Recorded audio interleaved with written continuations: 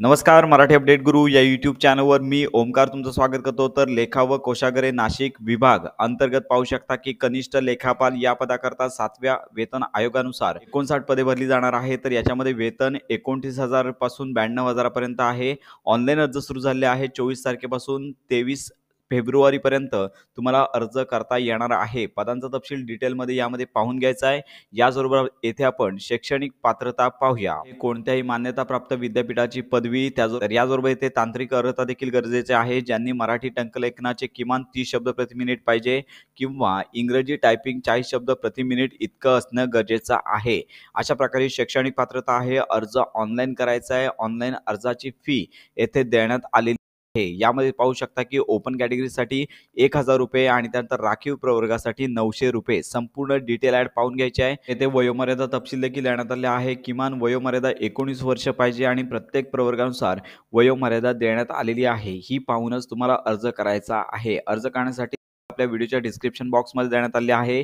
येथे यायचं आणि येथे न्यू रजिस्ट्रेशन या टॅबवर तुम्हाला क्लिक करायचं आहे। येणारे पॉपअप विंडोमध्ये क्लोज या टॅबवर क्लिक करायचं आहे। येस आय ॲग्री या टॅबवर क्लिक करायचं आहे। तुमचं नाव, वडिलांचं नाव, त्यानंतर तुमचं आडनाव, संपूर्ण माहिती टाईप करायची आहे। तुमच्या नावामध्ये बदल आहे का असेल तर येस म्हणून नवीन बदललेलं नाव टाईप करायचं आहे। नसेल तर नो या टॅबवर क्लिक करायचं आहे। जन्मतारीख न चुकता टाईप करा। त्याचबरोबर वय आल्याचं पाहायला मिळेल। त्यानंतर जेंडर या टॅबवर तुम्हाला तुमचं जेंडर निवडायचं आहे। तसेच तुमच्या वडिलांचं नाव, आईचं नाव कॅपिटल लिपीमध्ये फक्त नाव टाईप करायचं आहे। मोबाईल नंबर दोन्ही ठिकाणी सेम टाईप करायचा आहे।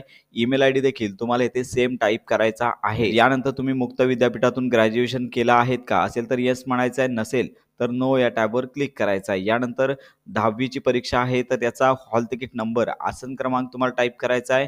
त्यानंतर कधी परीक्षा उत्तीर्ण झालात, महिना आणि वर्ष पॉपअप विंडोमधून निवडायचं आहे।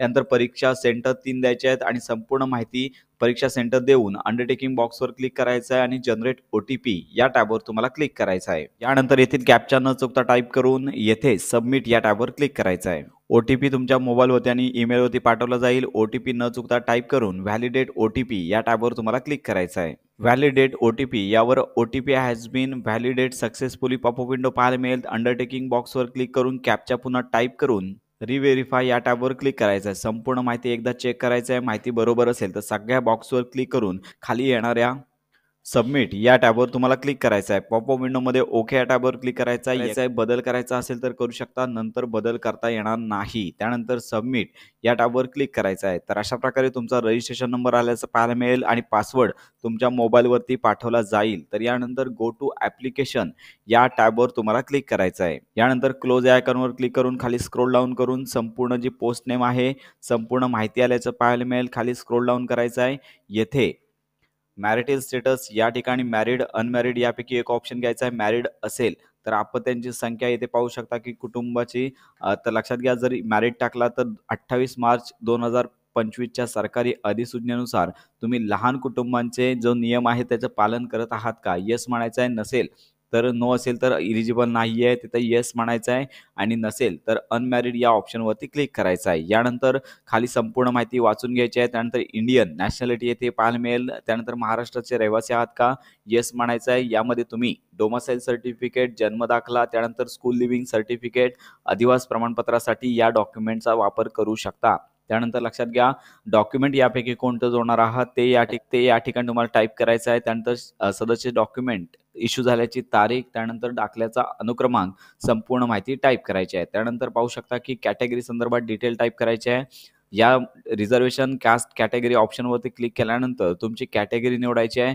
रिझर्व कॅटेगरी असेल तर तुम्हाला सर्टिफिकेट, कास्ट सर्टिफिकेट, त्याचबरोबर नॉन क्रिमिनल प्रमाणपत्र अपलोड करावं लागेल। जर नसेल तर तुमचा फॉर्म सबमिट होणार नाही।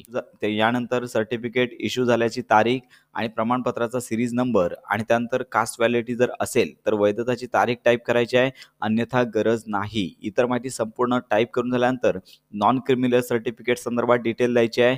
याच्यामध्ये सर्टिफिकेट इश्यू करणाऱ्या अधिकाऱ्याचं नाव, त्यानंतर सर्टिफिकेट कधी इश्यू झालं, सर्टिफिकेटचा सिरीज नंबर, संपूर्ण माहिती टाईप करायची आहे। यानंतर तुमच्या शरीरावर कुठली ओळखीची खूण आहे का असेल तर डिटेल टाईप करा। याचबरोबर खाली तुम्हाला एक ओळखीचा पुरावा द्यायचा आहे. याच्यामध्ये पॅन कार्ड आहे का? येस म्हटलात तर पॅन कार्डवरील क्रमांक आणि तुमचं नाव अशी संपूर्ण माहिती देऊ शकता. याचप्रमाणे ड्रायव्हिंग लायसन, मतदार ओळखपत्र, पासपोर्ट किंवा बँक खाते यापैकी एक तुम्ही ओळखीचा पुरावा देऊ शकता. इतर ऑप्शन फिल करायचे आहेत. होय म्हटलात तर डिटेल माहिती द्यावी लागेल. तर अशा प्रकारे संपूर्ण माहिती भरून अंडरटेकिंग बॉक्सवर क्लिक करायचं आहे. सेव्ह अँड नेक्स्ट या टॅबवर तुम्हाला क्लिक करायचं आहे. डेटा सेव्ह सक्सेसफुली या पॉपअप विंडोवरती क्लिक करायचं आहे. यानंतर तुम्ही प्रकल्पग्रस्त आहात का? येस म्हटलात तर डिटेल टाईप करावं लागेल. नसेल तर नो या टॅबवर क्लिक करायचं आहे. भूकंपग्रस्त सेम स्टेटस टाईप करायचा आहे. त्यानंतर स्वातंत्र्य सैनिकांनी नामांकित केले आहे का? येस म्हटलं तर डिटेल टाईप करावं लागेल. नसेल तर नो या टॅबवर क्लिक करायचं आहे. अंशकालीन उमेदवार आहात का? येथे पण नो म्हणायचं आहे. जर असाल तर डिटेल टाईप करा. यानंतर तुम्ही डिझेबल म्हणजे दिव्यांग आहात का? असेल तर दिव्यांगत्वाचा प्रकार, पर्सेंटेज असेल किंवा प्रकार, त्यानंतर संपूर्ण माहिती. याचबरोबर तुम्हाला व्हीलचेअरचा आधार हवा आहे का? लेखनिक हवा आहे का?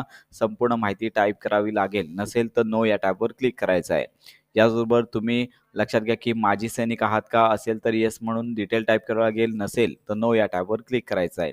यानंतर तुम्हाला लक्षात घ्या की दिव्यांग माजी सैनिक, शहीद माजी सैनिक, सेवेच्या कालावधीत जखमी किंवा शहीद यांचे वॉर्ड म्हणजेच पाल्य आहात का? येस म्हटलात तर डिटेल द्यावी लागेल. नसेल तर नो या टॅबवर क्लिक करायचं आहे. याचबरोबर तुम्ही 1991च्या जनगणनेचे कर्मचारी आहात का? असेल तर येस म्हणून कर्मचाऱ्याचा तपशील तुम्हाला नंतर सर्टिफिकेट द्यावं लागेल. नसेल तर नो या टॅबवर क्लिक करायचं आहे. यानंतर पाहू शकता की 1994 नंतर निवडणूक कर्मचारी आहात का? येथे पण नो म्हणायचं आहे. क्रीडा म्हणजे स्पोर्ट्समन आहात का? जर म्हटला तर तुम्हाला जे स्पोर्ट्समध्ये अचिव्हमेंट मिळालेली आहे, स्टेट लेवल असेल तर याचा जो स्तर आहे तो तुम्हाला निवडावा लागेल. त्यानंतर येथे प्रकार निवडावा लागेल. लक्षात घ्या की स्तर असेल तो निवडल्यानंतर त्यानंतर तुमचं संपूर्ण स्पर्धेचं संपूर्ण नाव, त्यानंतर सर्टिफिकेट जे आहे त्यांची डिटेल टाईप करावी लागेल. नसेल तर नो या टॅबवर क्लिक करायचं आहे. त्यानंतर तुम्ही आत्महत्याग्रस्त शेतकऱ्याचा मुलगा मुलगी आहात का? असेल तर येस, नसेल तर नो या टॅबवर क्लिक करायचं आहे. तर लक्षात घ्या तुम्ही राज्य किंवा केंद्र शासनाचे कर्मचारी आहात का? येस म्हटला तर संबंधित विभागाकडून तुम्ही एनओसी घेतली आहे का किंवा कळवली आहे का? त्यानंतर येस म्हणायचं आहे. त्यानंतर संस्थेचा तपशील, त्यानंतर पद अशी संपूर्ण माहिती टाईप करायची आहे. नसेल तर नो या टॅबवर क्लिक करायचं आहे. तुम्ही अनाथ आहात का? येस म्हटलात तर सर्टिफिकेट डिटेल द्यावी लागेल. नसेल तर नो या टॅबवर क्लिक करायचं आहे. यापूर्वी तुम्हाला कोणत्याही परीक्षेसाठी प्रतिबंधित करण्यात आलं होतं का? येथे पण नो म्हणायचं आहे. इतर जे ऑप्शन आहेत म्हणजे तुमच्यावर कुठली केस झालेली आहे का किंवा तुम्हाला अटक करण्यात आली का? तर येथे सगळ्या ठिकाणी नो या टॅबवर क्लिक करून सेव्ह अँड नेक्स्ट या टॅबवर क्लिक करायचं आहे. डेटा सक्सेसफुल या पॉपअप विंडोवरती क्लिक करायचं आहे. ॲड्रेस टाईप करण्यासाठीचं पेज ओपन होईल. तुमचा ॲड्रेस लाईन 1, ॲड्रेस लाईन 2 आणि नंतर कंट्री येथे इंडिया ऑप्शन घ्यायचा आहे. त्यानंतर केंद्रशासित प्रदेश येथे महाराष्ट्र घ्यायचा आहे. डिस्ट्रिक्ट या टॅबवर क्लिक करून तुमचं जे जिल्हा आहे तो तुम्हाला इथे निवडायचा आहे. त्यानंतर तुमच्या एरियाचा पिनकोड नंबर टाईप करायचा आहे. त्यानंतर तुमचा ॲड्रेस कायमस्वरूपी आणि तात्पुरता ॲड्रेस सेम असेल तर येस या टॅबवर क्लिक करायचं आहे. यानंतर खाली तुम्हाला सेव्ह अँड नेक्स्ट या टॅबवर क्लिक करायचं आहे. डेटा सेव्ह सक्सेसफुली विंडो पाहायला मिळेल. तर यानंतर तुम्हाला एज्युकेशन डिटेल टाईप करायची आहे. तर याच्यामध्ये तुम्हाला मराठी भाषेचे ज्ञान आहे का?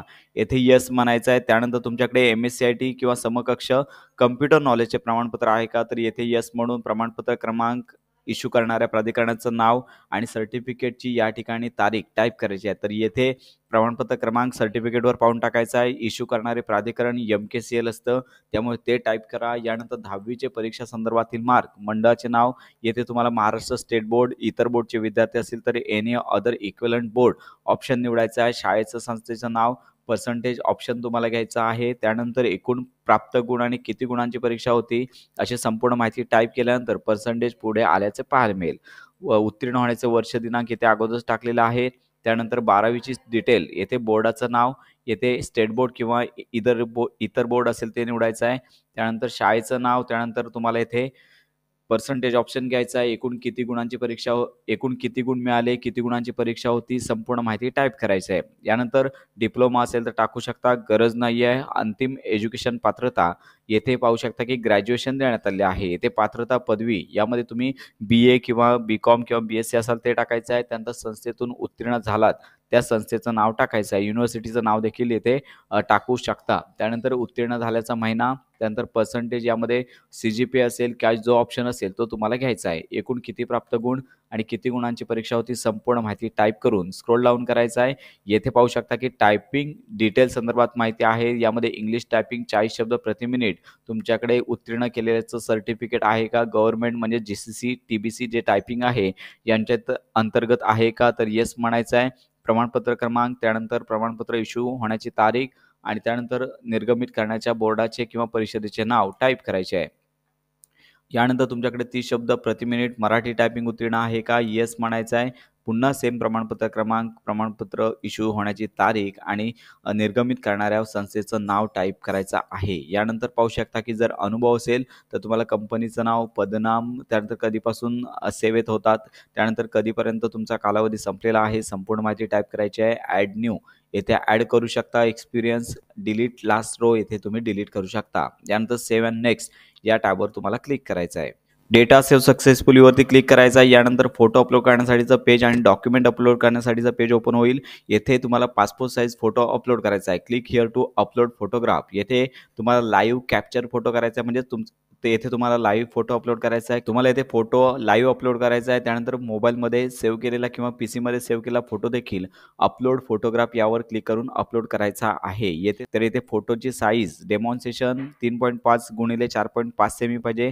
200 DPI फोटो असला पाहिजे अशी संपूर्ण माहिती देण्यात आलेली आहे. फोटो अपलोड करून क्लोज या टॅब फोटो अपलोड करायचा आहे आणि इथे व्ह्यू कॅप्चर फोटो तुम्हाला इथे पाहायला मिळेल.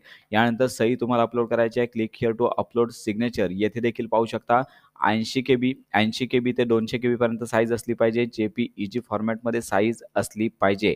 ड्रॉप हिअर या आयकॉनवर क्लिक करून तुम्हाला सही अपलोड करायची आहे. याच्यानंतर तुम्ही 10वीचं प्रमाणपत्र, त्यानंतर 12वीचं प्रमाणपत्र, त्यानंतर पदवी प्रमाणपत्र सगळे जे स्टार आयकॉन केलेले आहेत ते कंपल्सरी आहेत. डोमसाईल संदर्भात पुरावा द्यायचा आहे. त्यानंतर कास्ट सर्टिफिकेट लागणार आहे. कास्ट व्हॅलिडिटी असेल तर अपलोड करायचे, नसेल तर गरज नाही आहे. नॉन क्रिमिनल कॅटेगरीसाठी अपलोड करणे गरजेचं आहे. मराठी टायपिंग 30 शब्द प्रति मिनिट, इंग्रजी टायपिंग 40 शब्द प्रति मिनिट हे दोन्ही सर्टिफिकेट लागणार आहेत. त्यानंतर स्कॅन केलेले जे MSIT सर्टिफिकेट अपलोड करायचं आहे. त्यानंतर ओळखीचा कोणताही एक पुरावा तुम्हाला द्यायचा आहे. इतर डॉक्युमेंट असतील तर देऊ शकता. यानंतर खाली परीक्षा फी देखील आल्याचं पाहायला मिळेल. त्यानंतर संपूर्ण अंडरटेकिंग बॉक्स आहेत त्यावरती क्लिक करायचं आहे आणि कॅप्चा टाईप करून प्रिव्ह्यू या टॅबवर तुम्हाला क्लिक करायचं आहे. तर यानंतर तुमचा फॉर्म आहे, संपूर्ण फॉर्म पाहता येईल. फॉर्ममध्ये जर काही बदल करायचे असतील तर करायचं आहे, बदल करायचे नसतील तर येथे ओके या टॅबवर क्लिक करायचं आहे. खाली तुम्हाला सबमिट या टॅबवर क्लिक करायचं आहे. यानंतर तुम्हाला सदस्याचं पेमेंट करण्यासाठीचं पेज ओपन होईल. तर अशा प्रकारे तुम्ही सदस्याचा अर्ज करू शकता. तर ही महत्त्वाची माहिती इतरांपर्यंत नक्की शेअर करा. जर तुमच्या शंका असतील तर आपल्या कमेंट बॉक्समध्ये व्हॉट्सअप ग्रुप, टेलिग्राम चॅनलवरती नक्की विचारा. तर अशा प्रकारे ऑनलाईन फॉर्म आणि सर्व अपडेट्स करता आपल्या मराठी अपडेट गुरु या यूट्यूब चॅनलच्या कनेक्टमध्ये राहा.